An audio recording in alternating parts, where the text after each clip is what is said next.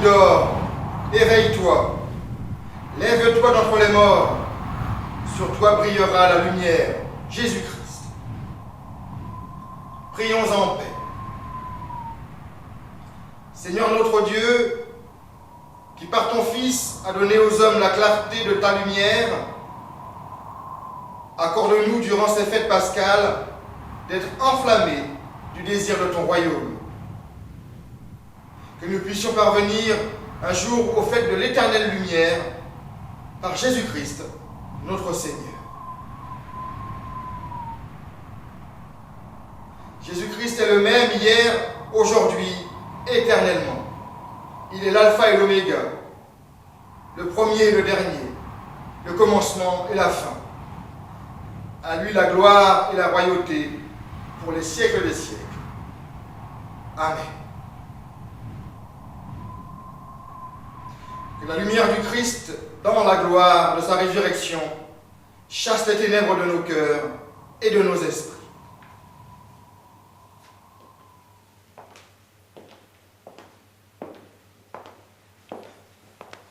Alléluia, le Christ est ressuscité. Il est vraiment ressuscité. Exultez, vous les anges, exultez, serviteurs du Seigneur. Alléluia, le Christ est ressuscité. Il est vraiment ressuscité. À toi la gloire, ô ressuscité. À toi la victoire, pour l'éternité. Brillant de lumière, l'ange est descendu. Il roule la prière du tombeau vaincu. À toi la gloire, ô ressuscité. À toi la victoire pour l'éternité. En paix, prions le Seigneur pour nous nourrir des Écritures. Dieu vivant, tu fais resplendir cette nuit de fête par la gloire de la résurrection du Christ. Ravive en ton Église le souffle de l'Esprit que nous recevons au baptême. Ainsi renouvelés dans notre être entier, nous pourrons te servir sans partage dans l'attente de la Pâque éternelle. Unis au Christ ton Fils, notre Seigneur, qui vit et qui règne avec toi, et le Saint-Esprit, un seul Dieu, pour les siècles des siècles. Amen. Notre première lecture sera tirée de la Genèse, au chapitre 1, les versets 1 à 5, puis les versets 26 à 28. Au commencement, Dieu créa le ciel et la terre. La terre était un chaos, elle était vide, il y avait des ténèbres au-dessus de l'abîme, et le souffle de Dieu tournoyait au-dessus des eaux. Dieu dit qu'il y ait de la lumière, et il y eut de la lumière. Dieu vit que la lumière était bonne, et Dieu sépara la lumière des ténèbres. Dieu dit, faisons les humains à notre image, selon notre ressemblance, pour qu'ils dominent sur les poissons de la mer, sur les oiseaux du ciel, sur le bétail, sur toute la terre et sur toutes les bestioles qui fourmillent sur la terre.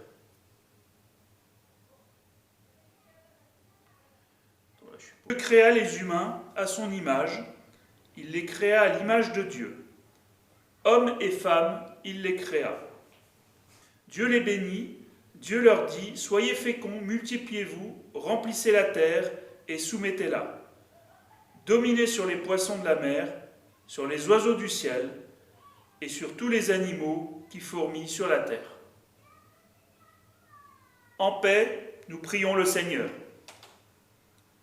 Notre Dieu et notre Père, béni sois-tu pour la joie immense de cette nouveauté. Un homme nouveau, une terre nouvelle en Jésus-Christ. Pour notre nouvelle création, béni sois-tu, l'espérance d'une vie renouvelée où les visages des humains reflètent ton visage. Amen. Écoutons l'évangile de Dieu dans le livre de l'Exode au chapitre 14, les versets 15 à 25. Le Seigneur dit à Moïse, « Pourquoi cries-tu vers moi? Parle aux Israélites et qu'ils partent. Toi, lève ton bâton, étends ta main sur la mer et fends-la. Les Israélites entreront au milieu de la mer sur la terre ferme. Quant à moi, je fais en sorte que les Égyptiens s'entêtent pour qu'ils y entrent derrière eux. Je me glorifierai au moyen du Pharaon et de toute son armée, de ses chars et de ses attelages. Ainsi les Égyptiens sauront que je suis le Seigneur, Adonai. Quand je me serai glorifié au moyen du Pharaon, de ses chars et de ses attelages. » Le messager de Dieu qui allait devant les troupes d'Israël partit et alla derrière eux, et la colonne de nuée partit au-devant d'eux, du devant d'eux, et se tint derrière eux. Elle vint entre les troupes de l'Égypte et les troupes d'Israël. Elle était nuée et ténèbres, et elle éclairait la nuit. Ils ne s'approchèrent pas les uns des autres pendant toute la nuit. Alors Moïse étendit sa main sur la mer. Le Seigneur refoula la mer toute la nuit par un puissant vent d'est. Il mit la mer à sec, et les eaux se fendirent. Les Israélites entrèrent au milieu de la mer sur la terre ferme. Les eaux étaient pour eux une muraille à leur droite et à leur gauche.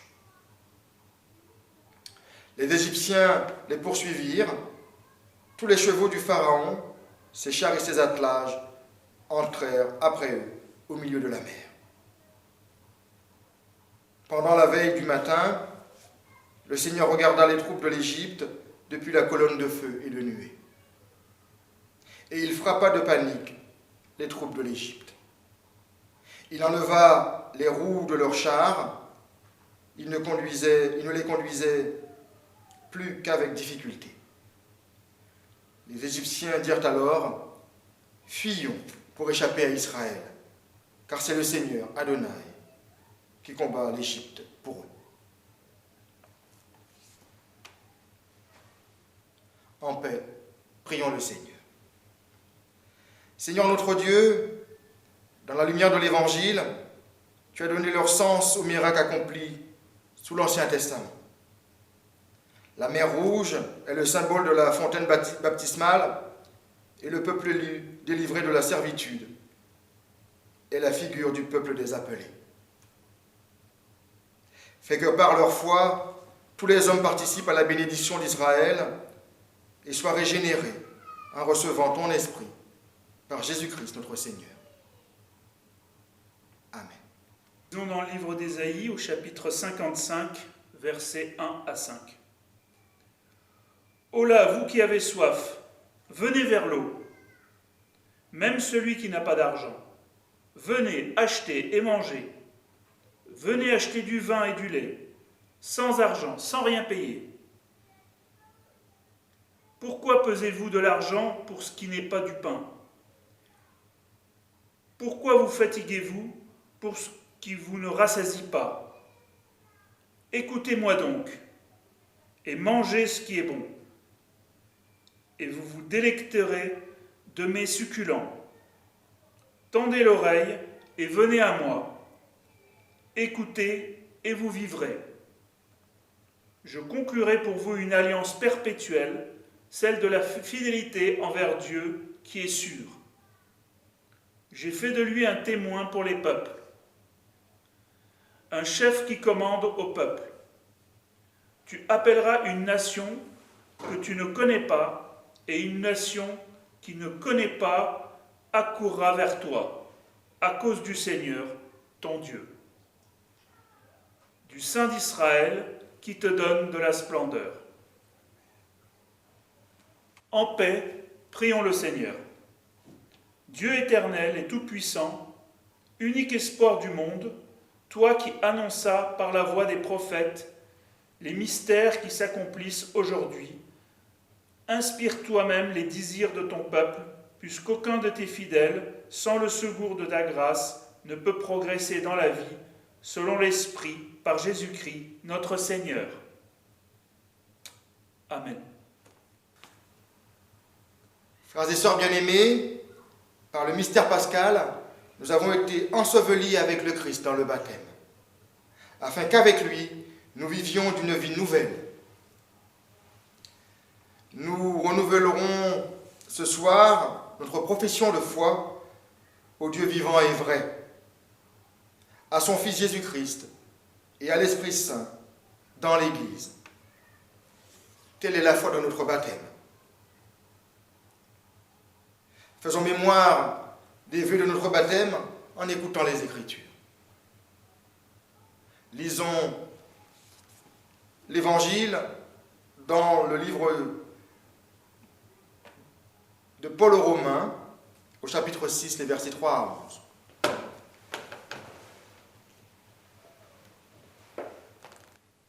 Nous lisons. Ignorez-vous que nous tous qui avons reçu le baptême de Jésus-Christ, c'est le baptême de sa mort que nous avons reçu. Par ce baptême de la mort, nous avons donc été ensevelis avec lui, afin que, tout comme le Christ s'est réveillé d'entre les morts, par la gloire du Père, de même nous aussi, nous marchions sous le régime nouveau de la vie. En effet, si nous avons été assimilés à lui par une mort semblable à la sienne, nous le serons aussi par une résurrection semblable. Nous savons qu'en nous, l'homme ancien a été crucifié avec lui, pour que le corps du péché soit réduit à rien, et que nous le soyons, et que nous ne soyons plus esclaves du péché. Car celui qui est mort est justifié, il est quitte du péché.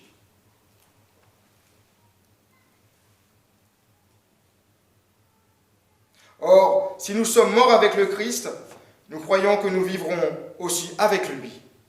Sachant que le Christ réveillé d'entre les morts ne meurt plus, la mort n'exerce plus sur lui sa maîtrise. S'il est mort en effet, c'est pour le péché qu'il est mort, une fois pour toutes. Et s'il vit, il vit pour Dieu. Ainsi vous-même, estimez-vous mort pour le péché et vivant pour Dieu en Jésus-Christ.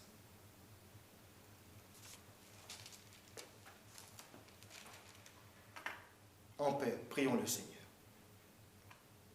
Seigneur notre Dieu, toi qui ne cesses de faire grandir ton Église en appelant à elle tous les hommes qui sont loin de toi, garde sous ta protection celles et ceux que tu purifies dans l'eau du baptême, par Jésus-Christ notre Seigneur. Amen. Lisons maintenant dans l'Évangile selon Jean, au chapitre 20, les versets 1 à 11. Le premier jour de la semaine, Marie-Madeleine vint au tombeau dès le matin, alors qu'il fait encore sombre, et elle voit la pierre qui a été enlevée du tombeau. Elle court trouver Simon-Pierre et l'autre disciple, l'ami de Jésus, et elle leur dit : « On a enlevé le Seigneur du tombeau, et nous ne savons pas où on l'a mis. » Pierre et l'autre disciple sortirent donc pour venir au tombeau.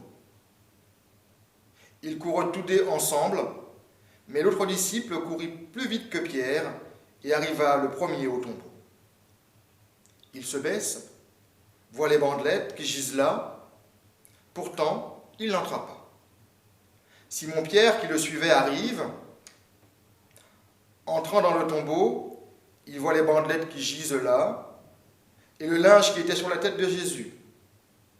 Ce linge ne gisait pas avec les bandelettes, mais il était roulé à terre dans un autre lieu. Alors l'autre disciple, qui était arrivé le premier au tombeau, entra aussi. Il vit et il crut.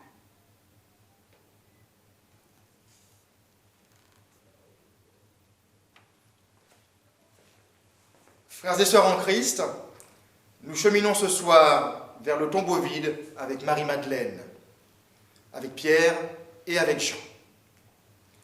C'est là que tous trois vont faire une expérience de foi que le texte veut partager avec nous. Au matin du premier jour, après le sabbat, Marie-Madeleine se rend au tombeau de Jésus. À son arrivée, la pierre qui fermait le tombeau avait été enlevée. Stupéfaction de Marie-Madeleine. Il faut prévenir les frères. Une fois prévenus, ceux-ci, Pierre et Jean, courent vers le tombeau pour vérifier ce que Marie-Madeleine leur a dit. Chez Jean, le récit du tombeau vide suit sans transition le récit de la mise au tombeau de Jésus. La mort et la résurrection du Christ sont deux événements qui vont ensemble, conjoints. L'un ne va pas sans l'autre.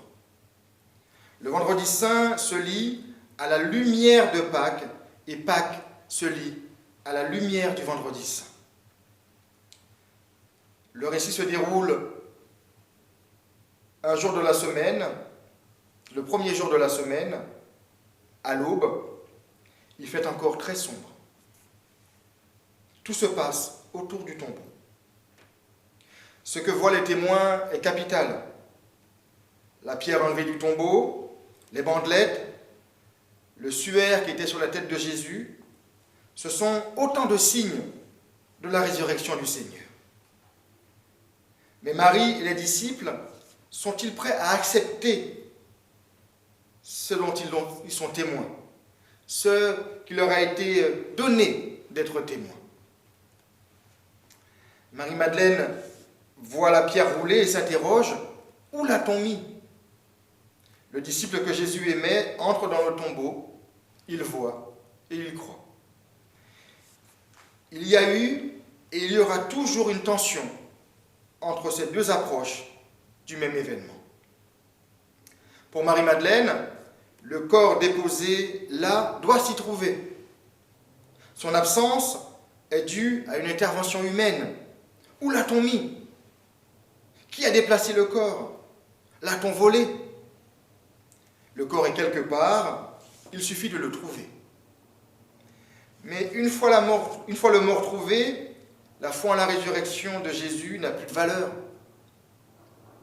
Matthieu retiendra une polémique de ce genre-là. Il montre les grands prêtres versant de l'argent aux soldats romains chargés de la garde du tombeau pour qu'ils témoignent que ses disciples sont venus la nuit le dérober pendant que nous étions endormis. Jésus n'avait-il pas dit « Après 3 jours, je me réveillerai » Ainsi, les grands prêtres avaient-ils fait garder le tombeau pour éviter toute supercherie, selon eux. Cette hypothèse à laquelle Marie-Madeleine fait écho dénote d'une fausse compréhension du tombeau vide, ou une incapacité à accéder à la foi dans le ressuscité quand on fait face au tombeau vide. Le disciple que Jésus aimait est l'autre figure du récit dont la foi est en tension avec l'attitude de Marie-Madeleine. Quand le disciple bien-aimé entre à son tour, après Pierre, dans le tombeau, il voit et il croit. Il interprète ce qu'il voit pour accueillir la foi. Pour lui, ce tombeau vide, ces bandelettes et ce suaire signifient autre chose que le déplacement ou le vol d'un corps. Pour lui, le crucifié n'est pas resté prisonnier de la mort, mais il est revenu d'entre les morts. Il est passé de la mort à la vie. Sa foi naît de l'absence même du Christ, du corps du Christ. Si Jésus n'est pas dans le tombeau, c'est que Dieu lui a rendu justice et qu'il est vivant. Le disciple que Jésus aimait n'a pas à attendre une apparition du ressuscité pour croire. Pour lui, la croix et le tombeau vide sont des signes de l'élévation et de la glorification de Jésus. Il partage la foi du Christ. Jésus n'a-t-il pas enseigné que sa mort serait l'heure de son élévation et de sa glorification? Le tombeau vide ne peut être que le signe de ce qu'il a dit, que le signe de sa glorification, une œuvre de Dieu qui a arraché son serviteur à la mort. Il vit et il crut. Nous comprenons donc à travers le disciple que Jésus aimait que la foi naît de la parole du Christ et de la confiance que nous avons dans cette parole. Il ne s'agit pas d'opinion personnelle, mais d'accueillir la parole de Jésus pour en interpréter les signes. C'est cette parole qui fait naître en nous la foi et l'espérance. C'est par cette parole que nous entrons pleinement en possession des promesses de Dieu et de son royaume par le ressuscité. C'est cette parole que les disciples du Christ ont longuement entendue de lui, qui prend naissance devant le tombeau vide, chez le disciple que Jésus aimait. Par la foi, le ressuscité s'est saisi de son disciple. Il nous faut maintenant nous assurer que ce Jésus est véritablement celui que nous attendions. Avec le prophète Ésaïe, nous comprenons que sa mort douloureuse, son châtiment n'est pas une condamnation de la part de Dieu, mais qu'assurément, Dieu rend justice à son serviteur en le relevant d'entre les morts et en lui assurant une vie éternelle, source d'assurance et de salut pour tous les hommes. Le tombeau a été vidé de sa puissance et de sa substance pour nous révéler le Saint de Dieu qui nous élève à lui pour une vie semblable à la tienne, une vie éternelle. C'est par l'action de Dieu que la pierre a été déplacée, c'est par l'action de Dieu que le crucifié s'est levé, s'est défait de ses bandelettes et de son suaire. C'est par l'action de Dieu qu'il a vaincu la mort pour nous. C'est devant le tombeau vide que nous pouvons vaincre toutes nos souffrances. C'est devant le tombeau vide que nous pouvons déposer notre finitude et nos péchés. C'est devant le tombeau vide qui nous a rendu justice, enfin. On peut dire avec l'apôtre que la foi vient de ce que l'on entend et ce que l'on entend par la parole du Christ. Pour le disciple que Jésus aimait, Jésus est la source de la foi. Sa parole, ses promesses, son enseignement, tout ce qu'il révèle sont pour vous. Il est véritablement celui qui nous conduit par la foi en lui à Dieu son Père. Ne nous égarons pas, croyons en Jésus-Christ. Il est pour nous source de vie. Frères et sœurs, rien de ce que je pourrais vous dire ne saurait vous convaincre de la grâce de Dieu qu'il y a en Jésus-Christ. Je vous invite à vous-même courir de toute votre force au tombeau. Vous y verrez les signes, la pierre enlevée du tombeau, les bandelettes soigneusement posées à un endroit, le suaire aussi soigneusement déposé à un autre endroit. Vous expérimenterez l'absence de Jésus. Posez-vous toutes les questions que cette expérience extraordinaire fera naître en vous. Peut-être qu'au bout de la course, vous rencontrerez le ressuscité qui se révélera à vous.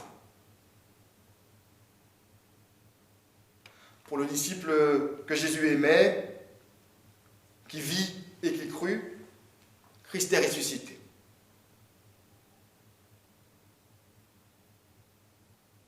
Christ est ressuscité. Alléluia. Il est vraiment ressuscité. Alléluia. Amen.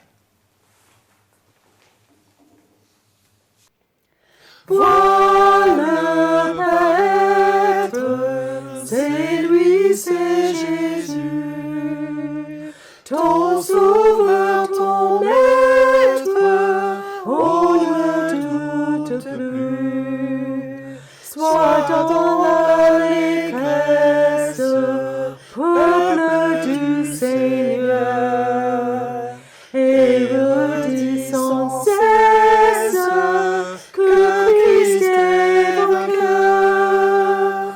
À toi la gloire, ô ressuscité,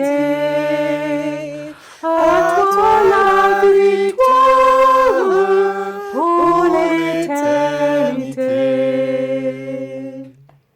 Ravivés par l'Esprit, ravivés par le souffle de l'Esprit qui souffle en nous et sur nous, confessons la foi de l'Église. Ensemble nous disons: je crois en Dieu, le Père Tout-Puissant, Créateur du ciel et de la terre. Je crois en Jésus-Christ, son Fils unique, notre Seigneur, qui a été conçu du Saint-Esprit et qui est né de la Vierge Marie. Il a souffert sous Ponce Pilate, il a été crucifié, il est mort, il a été enseveli. Il est descendu aux enfers. Le troisième jour, il est ressuscité des morts. Il est monté au ciel.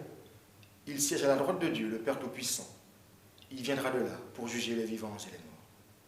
Je crois en l'Esprit Saint, la Sainte Église universelle, la communion des saints, la rémission des péchés, la résurrection de la chair et la vie éternelle.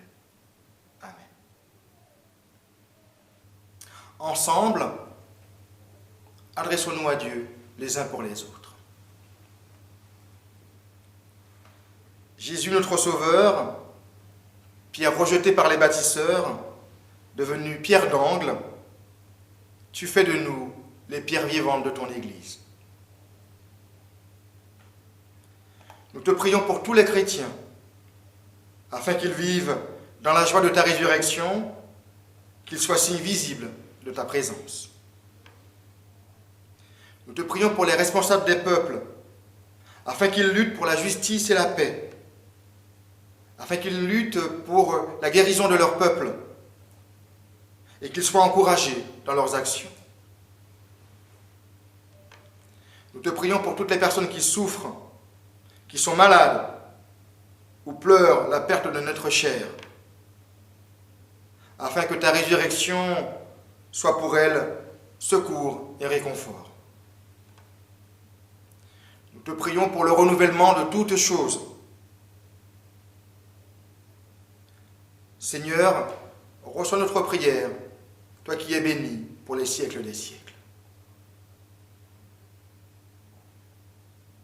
Ensemble, par toi, Seigneur Jésus-Christ, nous disons au Père, notre Père qui es aux cieux, que ton nom soit sanctifié, que ton règne vienne, que ta volonté soit faite sur la terre comme au ciel. Donne-nous aujourd'hui notre pain de ce jour. Pardonne-nous nos offenses, comme nous pardonnons aussi à ceux qui nous ont offensés, et ne nous laisse pas entrer en tentation, mais délivre-nous du mal. Car c'est à toi qu'appartiennent le règne, la puissance et la gloire, pour les siècles des siècles. Amen. Recevez la bénédiction de la part de Dieu. Que le Dieu de tendresse, qui a relevé Jésus d'entre les morts, vous conduise à la vie. Que le Seigneur fasse rayonner l'habit de lumière qu'il a posé sur chacun de vous et qu'il vous le garde dans son amour. Que le Dieu de toute promesse fasse lever en vous la plus belle des moissons et vous transforme en semeur de son royaume. Il vous bénit, celui qui est Père, Fils et Saint-Esprit.